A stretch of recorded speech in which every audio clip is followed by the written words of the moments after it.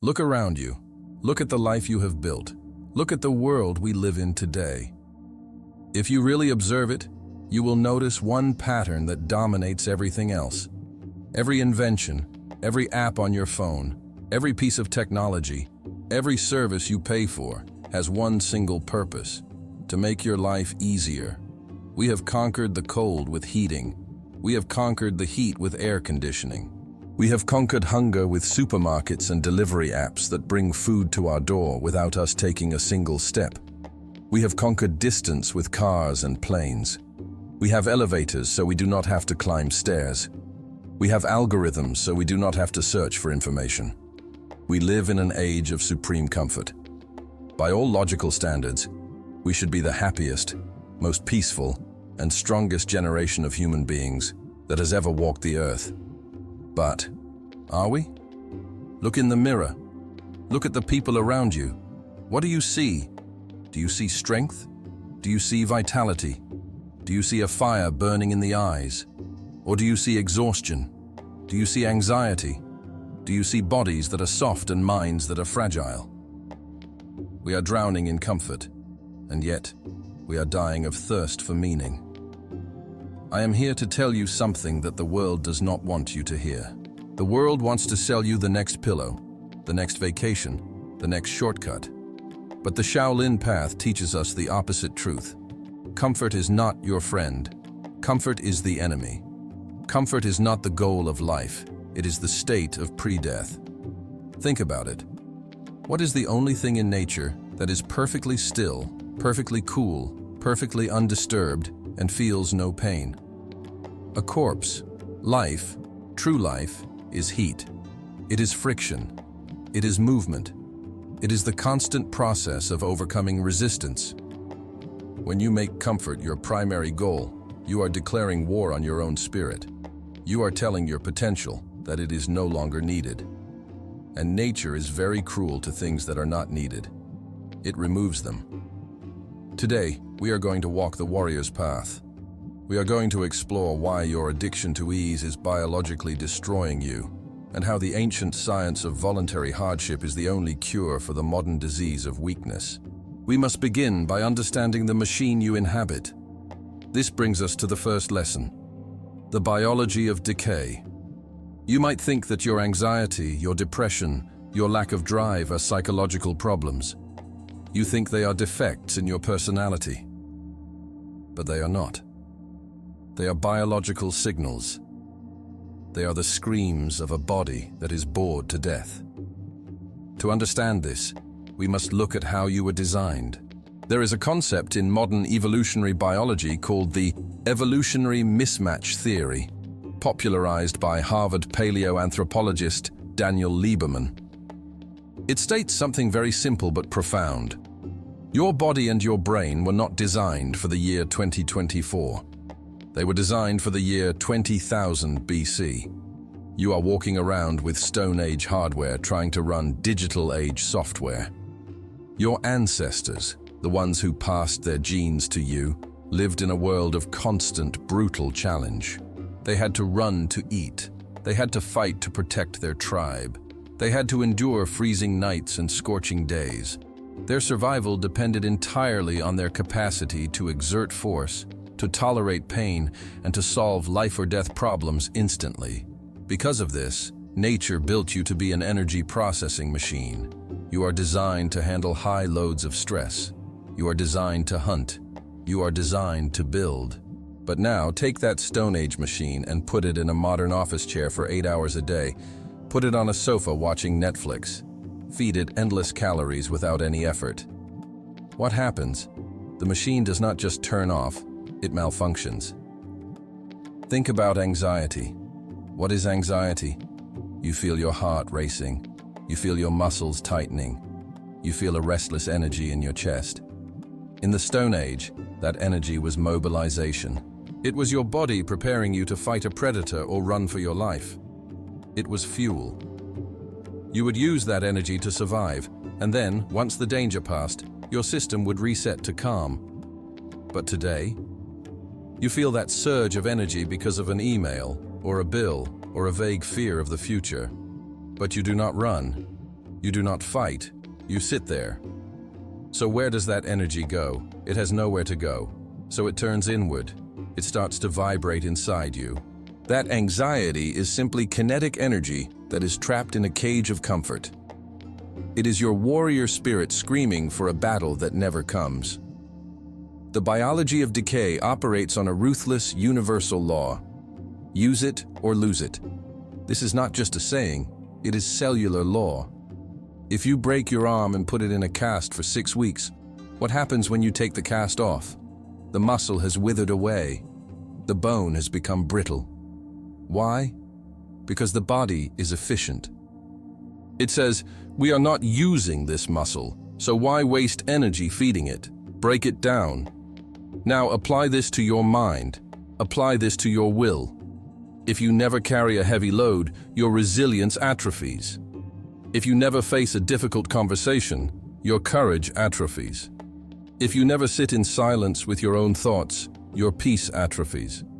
By protecting yourself from difficulty, you are not saving yourself. You are cannibalizing yourself. You are slowly turning into a ghost of who you could be. The modern world tells you that if you buy enough comfort, you will be happy. But look at the evidence. We have the most comfortable beds in history, yet we have an epidemic of insomnia. We have the most calorie-rich food, yet we are starving for nutrients. We have the most social media connections, yet we are dying of loneliness. The mismatch is killing us.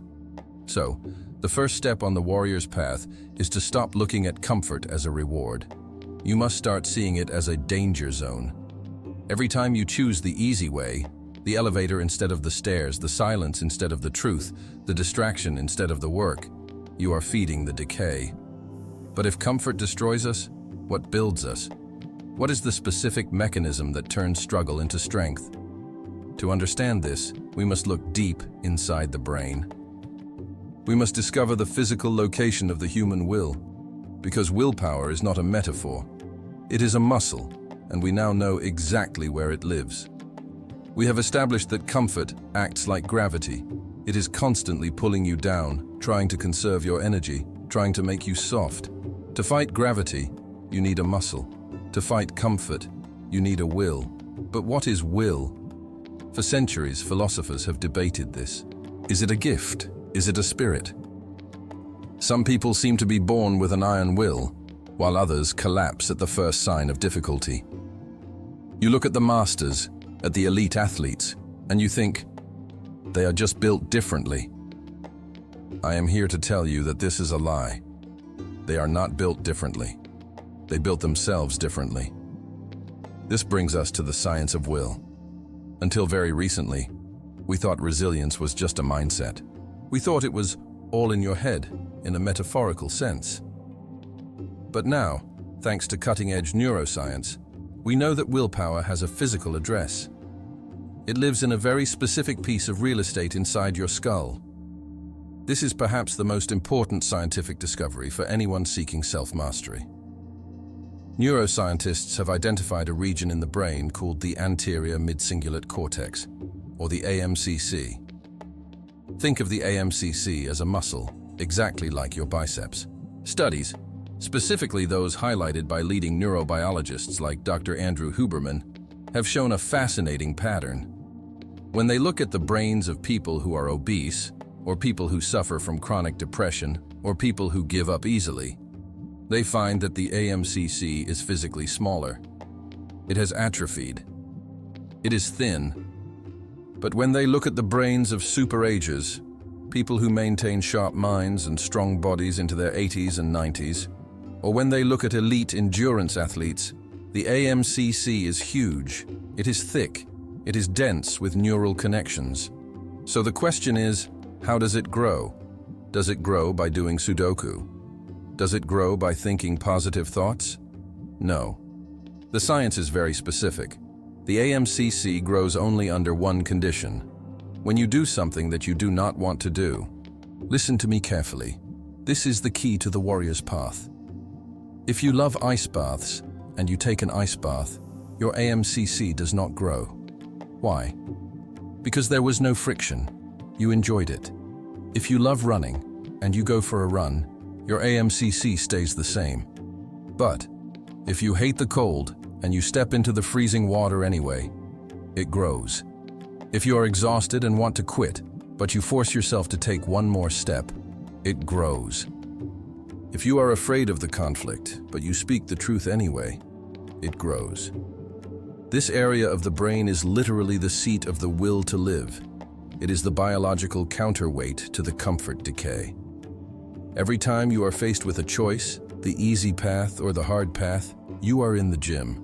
When the alarm rings and you hit snooze, you are skipping the workout. Your AMCC shrinks a little bit. You become biologically weaker. The next time a challenge comes, you will have less neural tissue to handle it. You are training your brain to surrender. But when you override that impulse, when you stare at the difficult task and feel the resistance in your gut, and you push through it, you are laying down new neural tissue.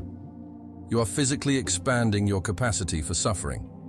This explains why the comfortable life is so dangerous. It is not just that you are not learning new skills. It is that you are physically dismantling the part of your brain that allows you to cope with reality. When you see a person who falls apart because their coffee order was wrong, or who has a breakdown because the internet is slow, you are not seeing a drama queen. You are seeing a person with a withered anterior mid-cingulate cortex. They have lived in so much comfort that they have lost the biological hardware to handle even microscopic amounts of friction. They are fragile. And in a chaotic world, fragility is a death sentence. The Shaolin masters did not have MRI machines. They did not know the name AMCC, but they understood this principle perfectly.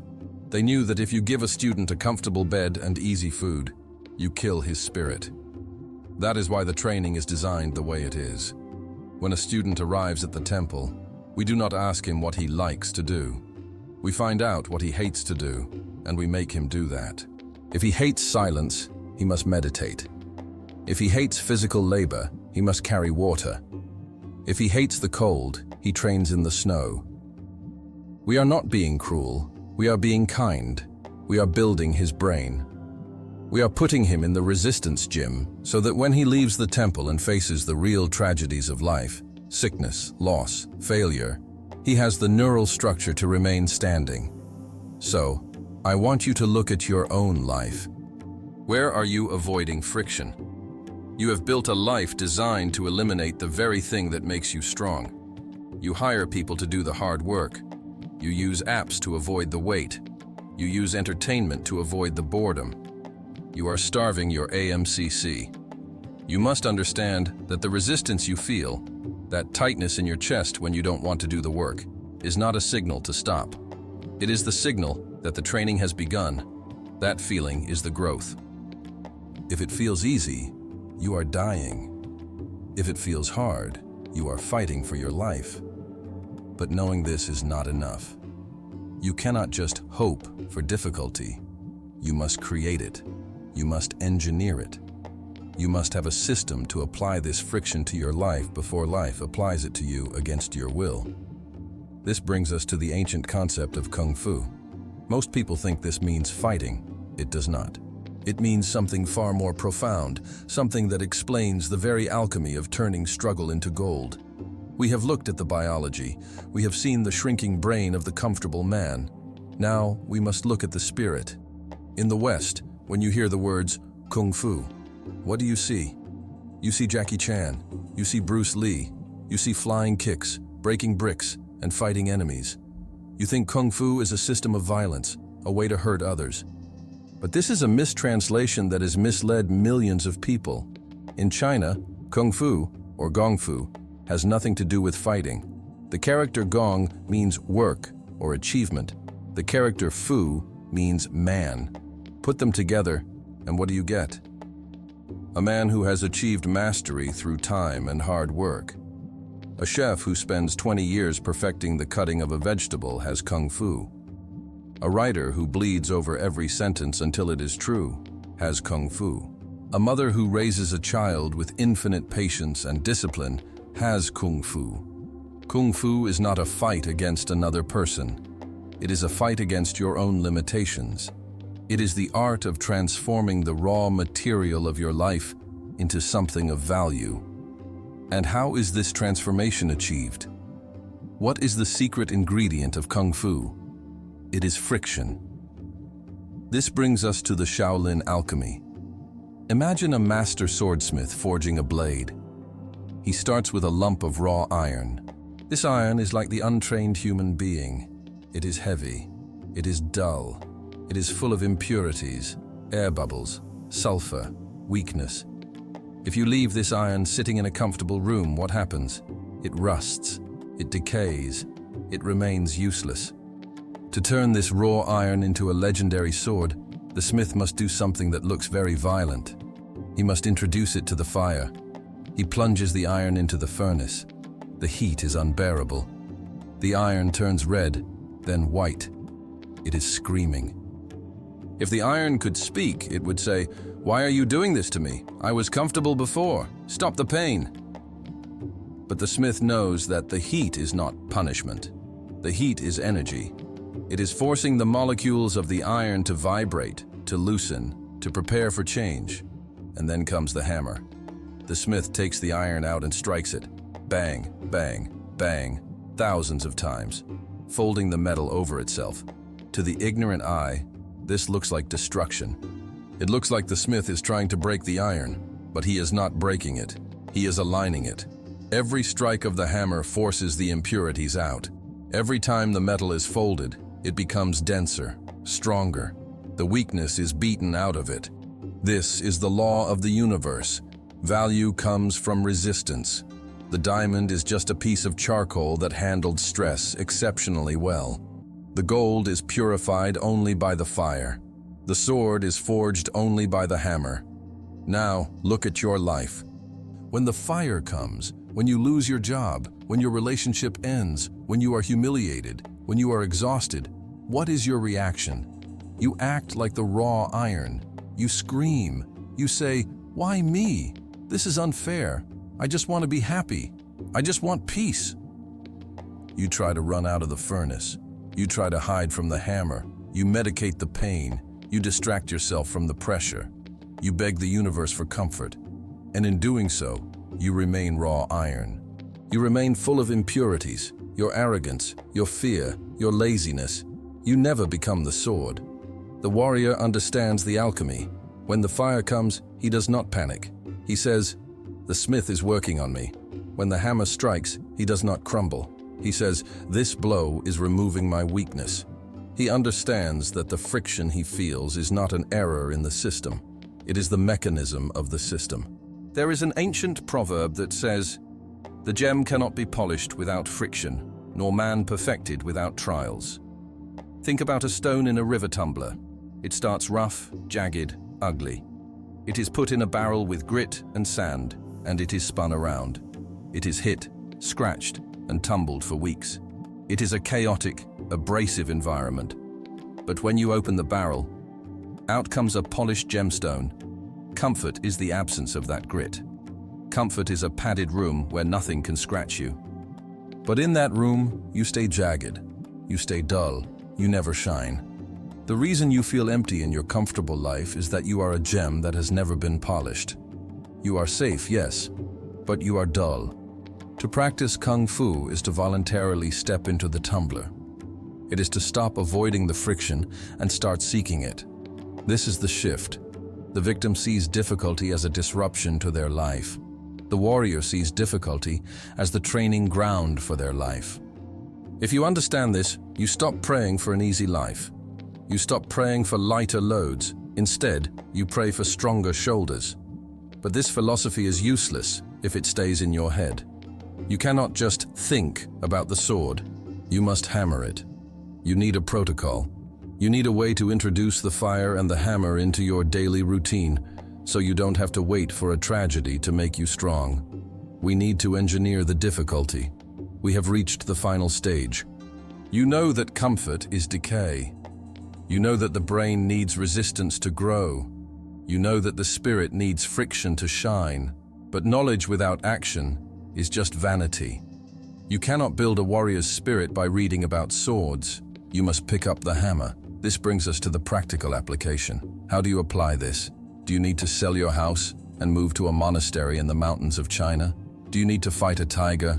No. The battlefield is not in China. The battlefield is in your kitchen. It is in your office. It is in your bedroom. To walk the warrior's path in the modern world, you must adopt a lifestyle of voluntary hardship. You must stop waiting for life to hit you and start training yourself to be hit. Biology gives us a beautiful name for this principle: hormesis. Hormesis is the biological phenomenon where a beneficial effect results from exposure to low doses of an agent that is otherwise toxic or lethal when given at higher doses. Think about exercise. What is lifting heavy weights? It is tearing your muscle fibers. It is micro-trauma. It is stress. If you lifted a car, it would kill you. But if you lift a dumbbell that is just heavy enough, your body responds not just by repairing the damage, but by overcompensating. It builds the muscle stronger than it was before. The body says, "That was hard. I need to be ready in case it happens again." Comfort deprives you of this signal. Comfort tells your body, nothing is happening. You can sleep. So your protocol is to introduce hormetic stress into your life every single day. You must engineer small doses of poison to build your immunity to chaos. Here are the 3 pillars of the protocol. Pillar 1, physical friction. You must reacquaint yourself with the sensations your ancestors lived with: hunger and temperature. We live in a world of eternal snacking and climate control. Break this loop. Try intermittent fasting. Allow yourself to feel hunger. When your stomach growls, do not rush to feed it. Sit with the hunger. Realize that hunger is not an emergency, it is a signal. By resisting the urge to eat immediately, you are training your brain to decouple discomfort from panic. You are teaching your body to hunt for its own energy stored in fat, just as it was designed to do. Try the cold shower. Yes, again. Why do masters always talk about the cold? It is not about being tough. It is about the AMCC, that willpower muscle we talked about. When the cold water hits you, your brain screams, "Stop." Your logic says, "Why are we doing this?" The friction is immense. By standing under that water and breathing calmly, you are imposing your will over your reflexes. You are the master. The body is the servant. Pillar 2. Social friction. This is often harder than the cold water. We are addicted to social comfort, to pleasing people, to being nice, to avoiding conflict. Your practice is radical honesty. Say no when you want to say no. Speak the truth when it is uncomfortable. Have that difficult conversation you have been avoiding for 6 months. Every time you swallow your truth to keep the peace, you rust. Every time you speak your truth despite the fear, you are hammered into steel. The friction of honesty burns away the ego. It burns away the need for validation. It leaves only respect. Pillar 3. Mental friction. This is the hardest of all for the modern mind. The practice is solitude. We use our phones as a shield against boredom. We are terrified of being alone with our own thoughts. Your practice is to sit in a room for 15 minutes with no phone, no music, no book, no distraction. Just you and the wall. The boredom will hit you like a wave. The anxiety will rise. Your brain will beg for dopamine. Do not give it. Sit. Watch the thoughts. By enduring the pain of boredom, you reset your dopamine receptors. You learn that you are enough. You learn that peace does not come from an app. It comes from the ability to sit with yourself without running away. My friends, I am not asking you to punish yourself. I am asking you to liberate yourself. The world will try to sell you a soft life. It will tell you that you deserve to rest. It will tell you that the goal is to retire and do nothing. Do not listen. That is the voice of decay. Life is a binary choice. You cannot avoid pain. Pain is mandatory.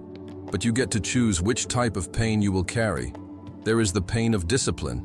This pain is sharp. It burns in the moment. It is the cold water on your skin. It is the hunger in your belly. It is the awkwardness of the hard conversation. But this pain weighs ounces, and when it passes, and it always passes, it leaves behind a gift. It leaves strength. It leaves pride. It leaves freedom. And then, there is the pain of regret. This pain is dull. It does not burn. It aches.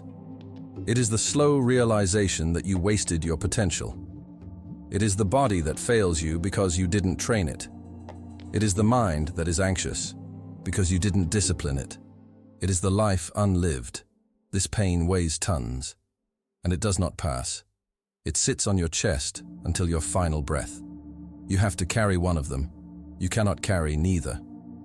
The comfortable man chooses to avoid the pain of discipline, and so he is crushed by the pain of regret.